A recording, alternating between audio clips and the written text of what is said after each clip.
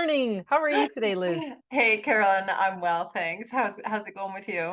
Good, good. You know, something funny that I was going through the videos that we had recorded up until this point in last week's video or last video that we recorded, I spoke about this whole I'm saying I'm sorry. And then I noticed twice when I was explaining it, I said I'm sorry. And I just giggled so much because I thought, oh, how often we do things that are just unconscious, you know, those tracks that Mm-hmm. are laid in our mind that we so easily fall into. And I'm trying to create new tracks. So I'm just to be Yeah. easy with myself. But I giggled. I'm like, dang.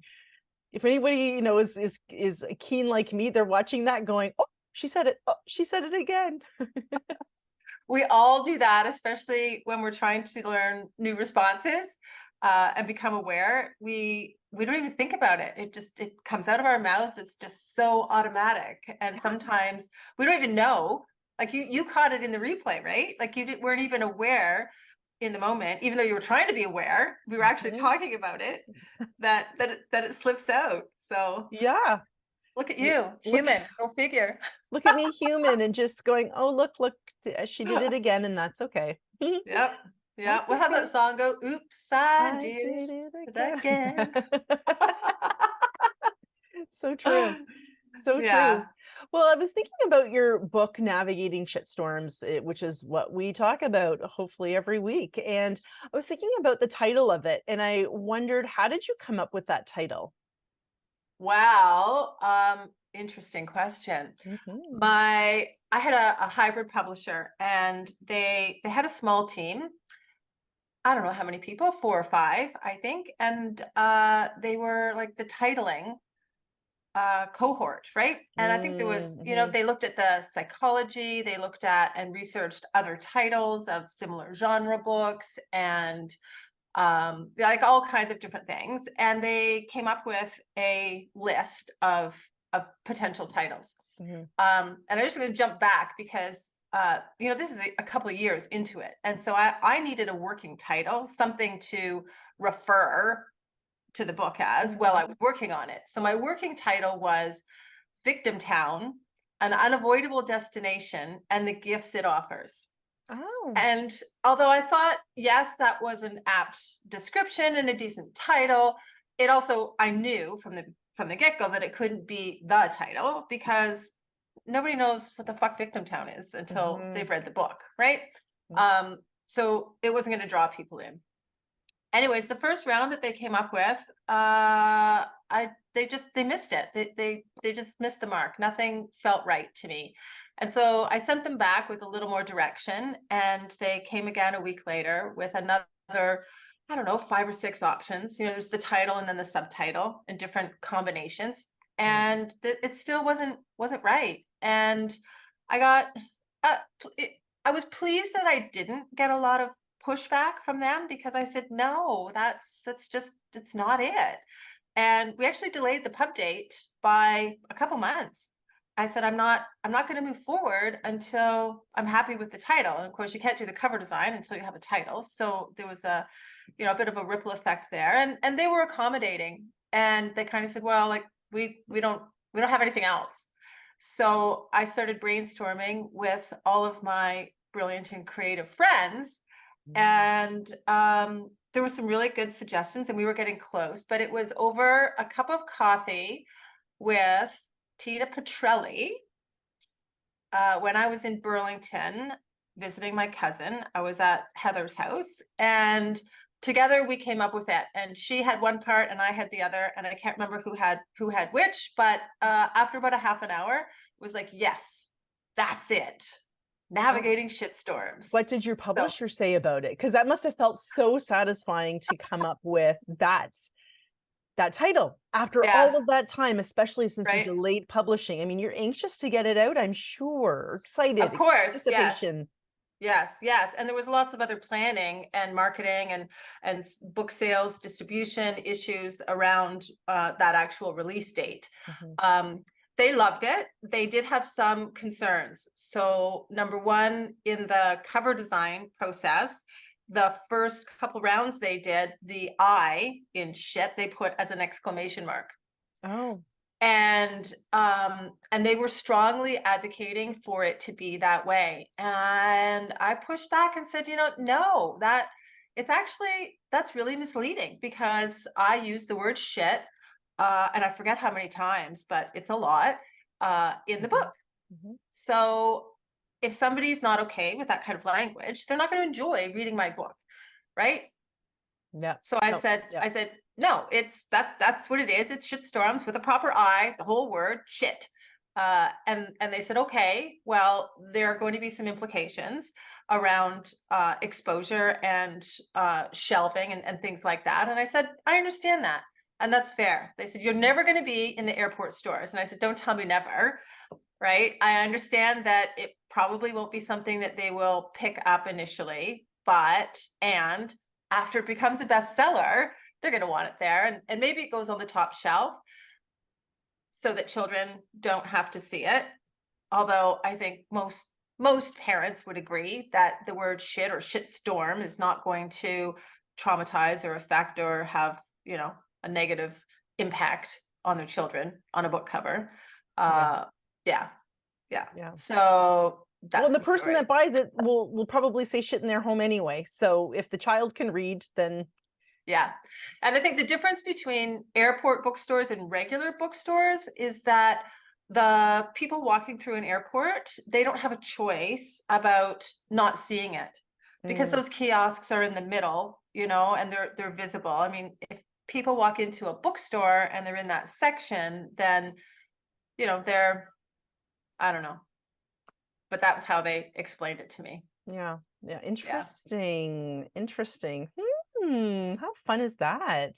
Well, I wanted to, it's interesting to that we were talking about shit, because you know what, I'm feeling like I just got lost there for a second. This part's getting edited out.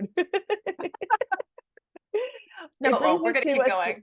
It brings me to a story that I wanted to talk about in the resentment parking lot chapter, because you start the story talking about your grandpa having a stroke, and he could only say the word shit, or maybe there was two words, but shit was one of the biggest words. And I thought, oh my goodness, maybe this is partly why Liz loves not just swearing, because I've had this conversation with one of my children one time. A swear word can mean the sweetest thing, and a word that we think is a nice word can mean the meanest thing, depending on how you say it, right? Exactly. So what is the context of what you're saying? But for you ended up moving in with your grandparents into their home to take care of your grandpa.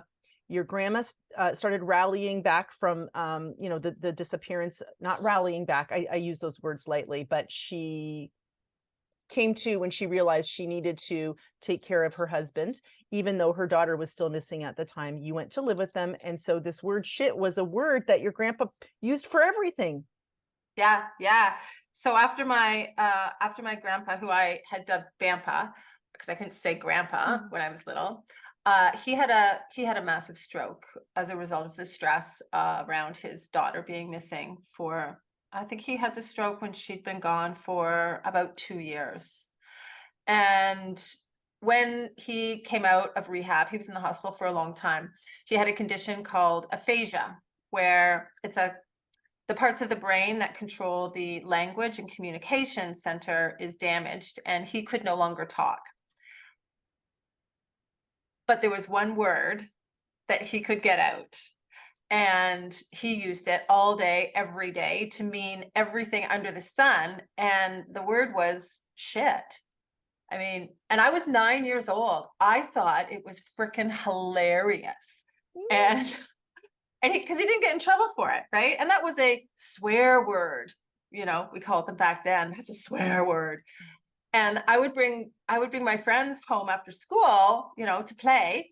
And my grandfather would say shit for something. And they would just be like, oh, anyways. And we would giggle and laugh. And I would say, he's allowed to say it. That's all he can say, right? And then they went home and told their parents. I'm sure they did. All the time. Yeah, they should hear the swearing at Elizabeth Long's house. Yeah, yeah. That is, I think, where my love of that word and maybe profanity in general originated. And I would add that studies have shown that people who swear, like you and me, Mhm. have been proven to be intelligent and creative and honest and trustworthy, Interesting. I like those studies. right? Me too. So there. There. So how there's a couple ties here that I find are really interesting because both your grandpa and your mom had a stroke and had aphasia, I know. and you learned to sort of read and communicate with your grandpa as a child, and then you learned to how to talk to your mom as with her. Yeah, So how interesting is that she has what her dad had? I know. I know. That's a deep a deep dark well of an analogy and reflection. Yes, my mother's stroke also left her with that condition, and I wouldn't wish it on anyone. Um, it's a nightmare. It's like living in a world of 24/7 charades, because it's not just the ability. I mean, there's a variance and a huge spectrum of aphasia. Uh, but both my grandpa and my mom, the whole language center is gone. So not only can they not communicate with words, but they can't type, they can't write. Um, so that whole communication becomes one of excuse me, body language and um and eye contact. Well, I mean, it's all body language. And yes, I think that I was very close with my grandfather, and I developed an innate ability, a sense, if you will, to and my dad had it too, actually, where my grandfather was concerned, to know what he wanted or what he was trying to say. um Mm, I mean, it's a guessing game, right? And I think mhm. the more you know somebody, the better you're able to guess and understand if they're wanting to relate one of their experiences or a story. My dad was really great about knowing what my grandfather wanted to share, some past experience. I didn't know as much about those. I was better about knowing what he wanted in that moment, you know Yeah. because that was my present experience with Mm, him. But with my mom, I know what she's thinking. I know it sounds weird, but I'm able to tune in, and I know what questions she wants answered. So, and that's a whole nother thing. So the only word that my mom can say is question. And wow. yeah, with a few filling in words. So a conversation with my mom, her part sounds something like, question for question is question, go question. Wow. That's what she says. Yeah. I wonder how the brain chooses the word. Yeah, so it doesn't happen in all aphasia patients. It's actually a small percentage. I want to say, through my research, it's around 15% that they get fixated on one particular word, and that's what they say. But the brain is just so fascinating, and where it holds information and memory. So, for example, my mom can sing word for word, they come out of her mouth. She can sing Happy Birthday and Oh Canada and God Save the Queen, Mm. because that musical part is not the same place in our brain. Now, she can't sing, I want to go shopping, I need some new pants. Yeah. Um, but the words that are connected to music are embedded in a different place, and those words she can sing. Wow. I know, it's pretty Wow. cool. Yeah, So and so interesting. she likes to sing. I think I know that she feels I want to say a little more whole, when she can have the words come out. Yeah. Yeah, Yeah. yeah. So Wow. she has gained a few other words when she's very calm. When she's very calm, she can say a few other phrases now. It's been 6 years. She can say, oh, that's nice. Or yeah, a few little things like that. Yeah. Yeah. Yeah. Aw. Well, so this story came, the reason I wanted to talk about that was because of the resentment parking lot. And I was just wondering if you could explain to us what is this chapter sort of about? The resentment Mm. parking lot. Yeah. We when we're not ready, I think, to be honest and look inside at our contribution and our triggers and ourselves, it's easier to hold resentments Mhm. and grudges. And it's just it's blaming. It's looking for excuses as opposed to reasons, which are a little different. Um, yeah, so we hold on to those resentments and grudges. It's easier to be angry and blaming than it is to take responsibility Mhm. for our own experiences and our own lives and to create better for Yeah. ourselves. Yeah. Yeah. Yeah, I think that was one of my biggest stops, I think, in Victim Town for quite a number of years, is feeling resentment and not knowing how to get out of it. And then you start spiraling down, and there was a line in your book, something about thinking, thinking, thinking. And I'm like, oh, you could just Yes. sink yourself into the darkest abyss ever, and it's everybody else's fault. It's not my Yeah. fault. It's your Yeah. fault. It's your fault and your fault and your fault. It's everybody else's fault, and it's never my responsibility. Right. They did And me then there I wrong. lay in the Yes. freaking mud, right? Yeah, yeah, it's the stories we tell and the meanings that we come up with. And it's funny because as the years go by, oftentimes those stories about how we were, done wrong, they never become less. They always seem to morph and become more, Hmm. right? Worse, more disastrous, more mean-spirited, what happened to us, more not our fault, with the telling. And people resonate with that too. There's like, I talk about the clubs down there, There's a and camaraderie. right, yeah, the grudge telling events, it spurs people to, yeah, and this is what happened to me. And it's almost sometimes a competition about who's got the worst thing to Mhm. hold a grudge about. You think that's bad. You would have won probably most times. You could just end it I with, did well, a few Linda. times, right? I Yeah. did a few times, but winning has a big price, Yeah. right? I mean, hanging out there and holding on to those grudges keep us stuck in victim town, Yeah. right? Yeah. Shitty things happen, and you need to reframe it and move on, not hold on to that shit. Yeah. Unless you like it and you want more of it, because that's all you're gonna get, Yeah. Yeah. Yeah. right? And I think like back before 2020, I would have been a person that would have encouraged other people to tell me their stories, and I would have empathized with them, and I can't believe it, and they empathized with me. I probably was better than most people at resentment. Um and I'm finding now, if someone's in a crisis, then that's not the time to help someone Of necessarily think of course. solutions. But I tend to be a person now that actually don't I don't actually attract a lot of storytelling anymore from others, because I'm not storytelling myself. So, and if I am storytelling, I'm usually telling a friend that I know might go, yeah, that sucks, but how about this, and help me towards the solution. And I have so appreciated that.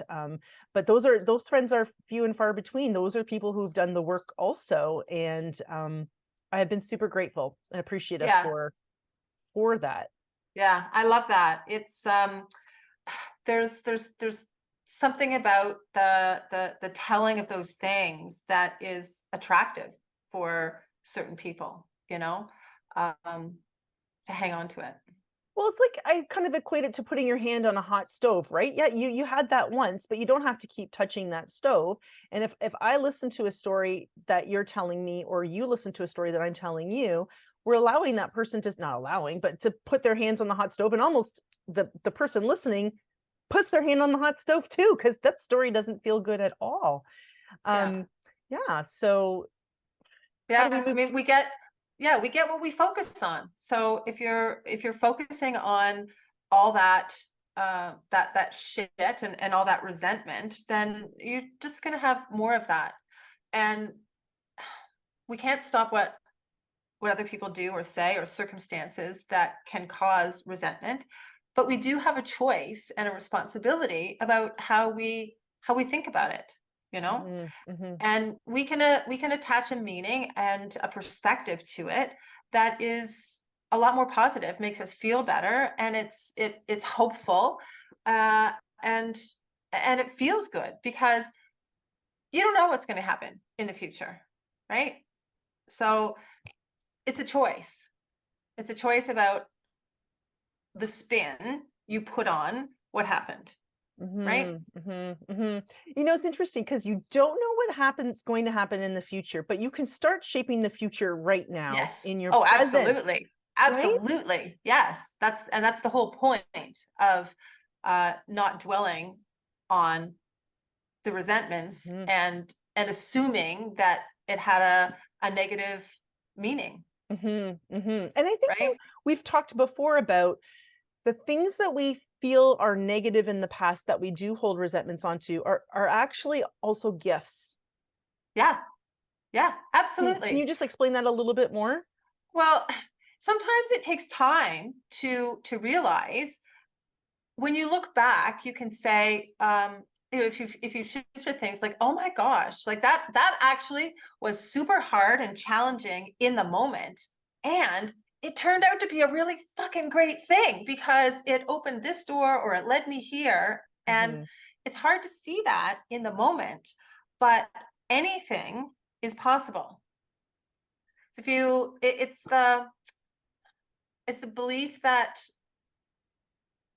it's the belief that you're in the right place at the right time, doing and experiencing the right thing. mhm, And it's a choice about how you think about it and how you talk about it to yourself and to others, right? mhm, So take for example, when my book first launched, August 1st, I had a US publisher, and Amazon.com in the States was running perfectly.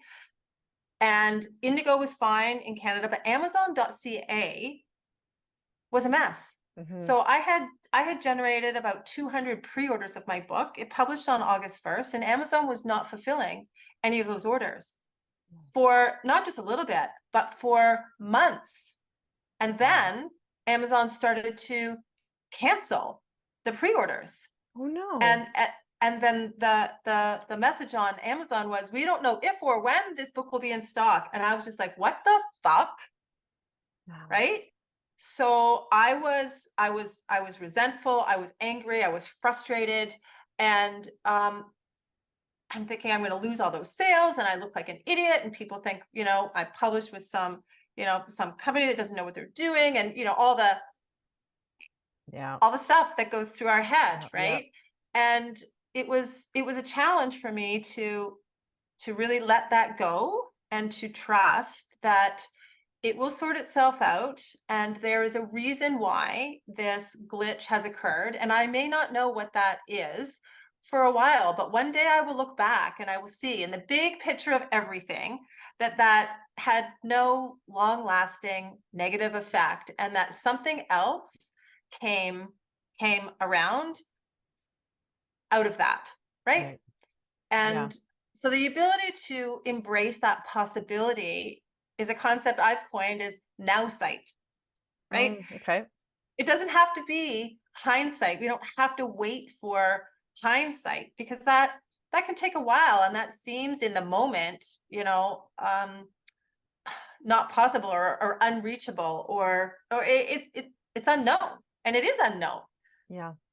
When we can embrace the possibility of any outcome, right?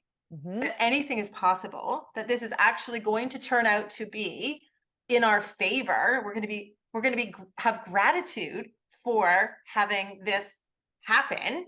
Mhm. Then it shifts the energy entirely, right? And so I know this sounds kind of woo-woo, but it took me a couple months, to be honest. I was pretty stuck about this really sucks, and you know, what are we doing? What are we doing? And I was checking like multiple times a day, like obsessively checking Amazon.ca to see what the status was and what the message was. And I was telling other people to check, thinking, oh, my screen and my browser, you know, whatever. You check from your computer. What does it say today on your computer, right? With multiple people, it was not good. And when I finally just let it go, I can't control it. Literally, I couldn't. I didn't set up the Amazon. It was done through my publisher and through their Canadian distributor.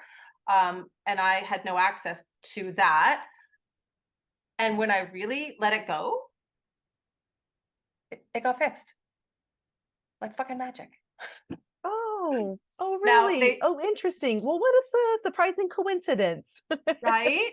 Now they did cancel all of the pre-orders. So all of the Ah, people that had generously pre-ordered my book, who I'm extremely thankful for, did not have that filled. And I know some of them didn't go back on because, you know, they were arm's length relationships to me, and you know, the life goes on and I'm off their radar.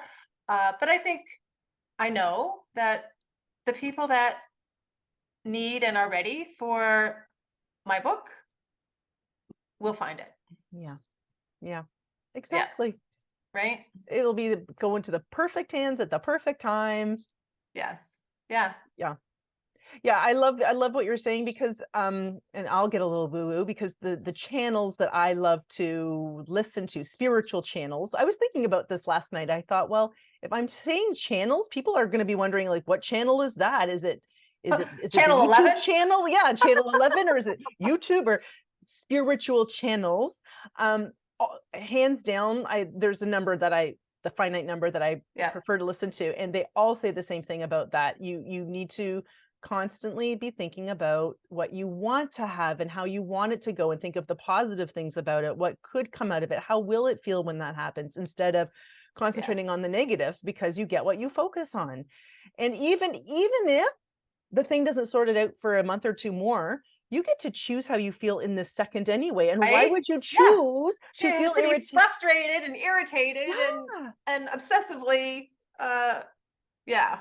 And it's like constantly putting your hand on the hot stove. You're like, well, I feel Right. frustrated. I'm going to touch the hot stove just to prove how crappy I feel, versus it's not working. But why can't we feel good even if it's not working? Why can't we choose that? Which Yes, we is, can. and that was something I'd never learned, because Yeah. I Well, love, Myers-Briggs. There's another system called yes. Enneagram, and I'm not going to get into it, but I'll get into it a little bit. I love the Enneagram. There's 9 numbers. It's just so much easier than Myers-Briggs. And I'm a 6, and 6s are known as worst case scenarios. And while I was studying the Enneagram, I was so proud of myself for being a worst case scenario thinker.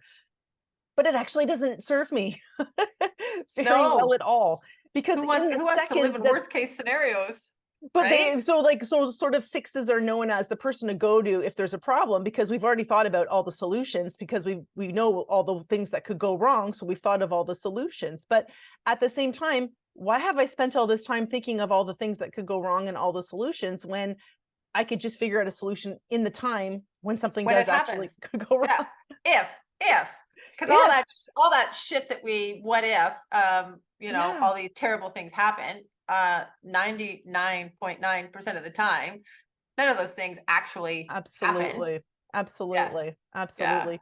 Well So, said. yeah, and I love too that you shared the struggle that you had, because one of my questions I had was like, how does resentment show up in your life right now? And the Amazon story really is a perfect story of how you worked through it. You used the tools that you learned between the place and your coach and your own intuition and everything else, and got through it. And as soon as you worked through it and shifted where your emotional state was, you got Yeah. what you wanted, which is interesting to me. Synchronicities happen all the time. you know, do.